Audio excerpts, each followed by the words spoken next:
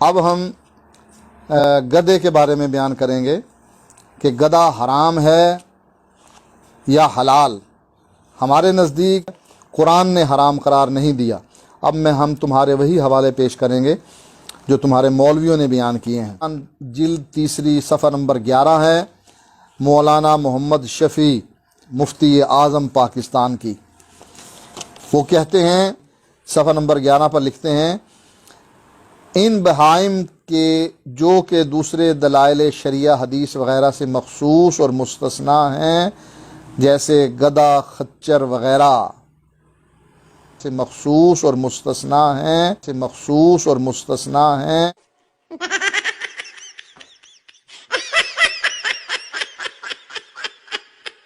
وغیرہ سے مخصوص اور مستثنیٰ ہیں، جیسے گدھا، خچر وغیرہ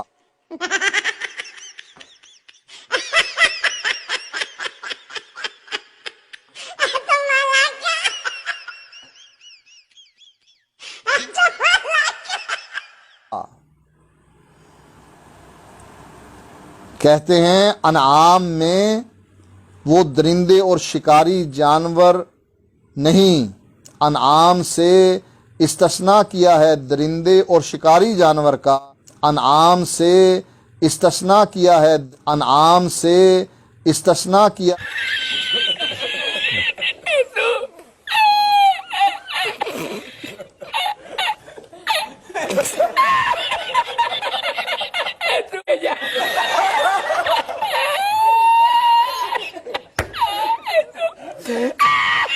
انعام سے استثناء کیا ہے درندے اور شکاری جانور کا۔ یہ دیکھو، قرآن نے کہا ہے کہ درندے اور شکاری جانور بھی حرام ہیں۔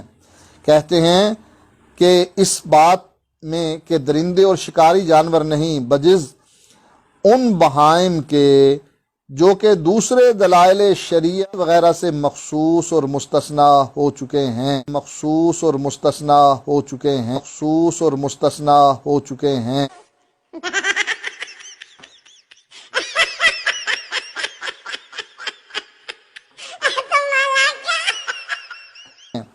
یعنی گدھا جیسے اور خچر، اس کو کس نے مخصوص کیا ہے؟ بہائم سے۔ اللہ نے بہیمۃ الانعام، بہیمہ اور انعام دونوں کو اللہ نے حلال کیا ہے۔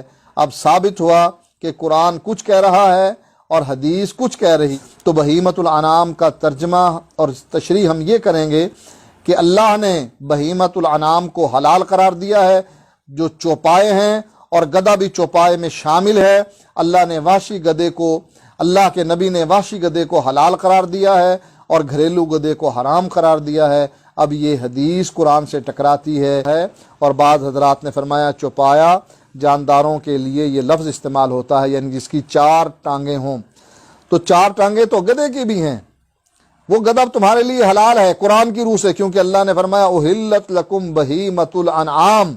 جیسے بسم اللہ کہہ کر تم کتے کو ذبح کرتے ہو اور تمہارے لیے اس کا گوشت پاک ہو جاتا ہے، بے شک نہ کھایا جائے لیکن پاک تو ہو جاتا ہے، اسی طریقے سے قرآن کی روح سے تمہارے لیے اب گدھا بھی حلال ہو، لہٰذا قرآن کی روح سے تم کھاؤ۔ باقی جو آپ نے عبارتیں پیش کی ہیں تو جہالت کا تو کوئی علاج نہیں، یہ سب کی سب عبارتیں آپ کے خلاف ہیں۔ ان سب عبارتوں میں آ رہے ہیں 3 لفظ کہ گدھا وغیرہ مخصوص ہیں، مستثنیٰ ہیں، اور اس سے استثناء کا لفظ بھی آیا۔ تو جب ان سب عبارتوں میں مخصوص، مستثنیٰ، استثناء کا لفظ آ رہا ہے کہ گدھا اس میں اس سے خارج ہے، اس سے مخصوص ہے، اس سے مستثنیٰ ہے، تو تقابل کہاں گیا؟ آپ نے تو ثابت تقابل کرنا تھا۔ عبارتیں آپ پیش کر رہے ہیں مخصوص ہے، مستثنیٰ ہے، استثناء ہے، تو یہ اللہ آپ کو عقل دے، تو آپ کی پورے مذہب کا یہ عبارتیں بیڑا غرق کر رہی ہیں، اور جتنے فتوے آپ نے ان بزرگوں پہ لگائے یا مجھ پہ لگائے، وہ سب کے سب کفر و ارتداد کے فتوے آپ کے منہ پر پڑ گئے اور الٹے ہو گئے۔ کیوں؟ یہ سب آپ کی جہالت ہی کا کرشمہ ہے۔ اور آپ نے مفتی محمد شفیع صاحب کا نام بھی پیش کیا معارف القرآن میں، کہ مفتی شفیع صاحب کا ذرا سن لیجئے مفتی شفیع صاحب کیا کہتے ہیں. کہتے ہیں والخیل والبغال والحمیر، ان کے فوائد میں سواری لینے اور ان سے اپنی زینت حاصل کرنے کا تو ذکر کیا، مگر گوشت کھانے کا یہاں ذکر نہیں کیا. گوشت کھانے کا یہاں ذکر نہیں کیا. اس میں یہ دلالت پائی جاتی ہے کہ گھوڑے، خچر، گدھے کا گوشت حلال نہیں. خچر اور گدھے کا گوشت حرام ہونے پر تو جمہور فقہا کا اتفاق ہے. آپ مفتی شفیع صاحب کے نام سے دھوکہ دے رہے تھے. مفتی شفیع صاحب اس آیت نمبر 8 سے استدلال کر رہے ہیں کہ اس سے گدھے کی حرمت ثابت ہو رہی ہے. یہی بات علامہ ماجدی نے ذکر کی ہے اور دیگر حضرات نے. بہرحال یہ موضوع لمبا ہو جائے گا تو میں اس کو آپ کی جہالت کو بتانا مقصد تھا. نمبر 5، آپ نے ایک چھوٹے سے کلم میں المہند کا حوالہ بھی دیا اور بعض اشعار بھی آپ نے پڑھے. میرا خیال ہے آپ کا دماغی توازن ٹھیک نہیں. ثابت تو آپ نے یہ کرنا ہے کہ قرآن نے مچھلی کو حرام اور گدھے کو حلال کہا ہے، اور آپ نغمے المہند کے سنا رہے ہیں اور کبھی حاجی صاحب کے اشعار آپ سنا رہے ہیں. اور آپ کو پتہ ہے جیسے آپ کا طبقہ روایت پرست ہے، اسی طرح ایک طبقہ عبارت پرست بھی ہے. تو المہند کی بات کرنی ہو تو ان سے کیجئے جن کا نظریہ المہند کل قرآن. تو المہند کا آپریشن جن لفظوں میں میں کر چکا ہوں یہ آپ کے نصیب میں بھی نہیں ہے اور آپ کے علم میں بھی نہیں ہے.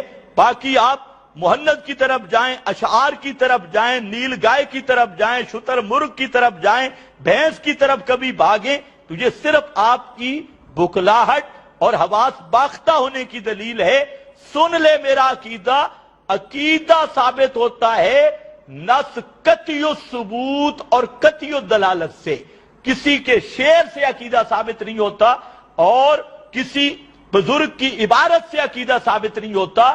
تو عقیدہ کے ثبوت کے لیے نص قطعی الثبوت اور قطعی الدلالت ہوا کرتی ہے. بہرحال آپ ان جنگلوں میں جانے کی ضرورت نہیں، ورنہ میرے پاس ہدیت المہدی بھی ہے، کنز الحقائق بھی ہے، آپ کے بزرگوں کے وہ یا علی مدد کے نعرے بھی ہیں، یا رسول مدد کے نعرے بھی ہیں، اور وہ ساری چیزیں میرے پاس موجود ہیں. لیکن میں بات کو الجھانا نہیں چاہتا اور آپ کو بھی کہتا ہوں موضوع کے پابند رہیں.